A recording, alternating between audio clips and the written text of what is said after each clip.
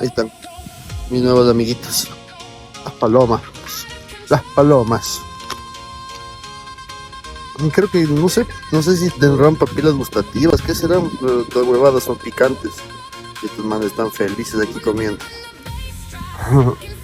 Saludos, mi gente.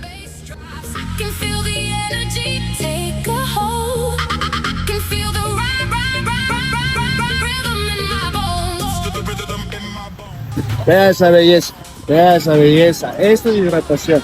Esto es van a comprar los taquitos de aquí a la Seño. Estoy en la avenida que va al Supermaxi San Gabriel. Y quieren que les cuente solamente por qué vine para acá. Existen en el Supermaxi unos shots, digámoslo así, que se llaman los drops, que le dan sabor al agua. Entonces ya estoy aburrido de tomar agua sencilla. Después de muchísimo tiempo me puedo dar este lujito de comprarme estos shots de sabor. Es para darle sabor al agua. Y lo venden acá en el Supermaxi. Entonces antes de ir al gimnasio a entrenar piernas, me vine acá trotando a comprar algo que me gusta.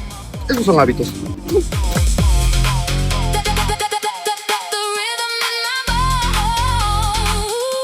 The rhythm in my bones, bones, bones, bones, bones, bones, bones, bones.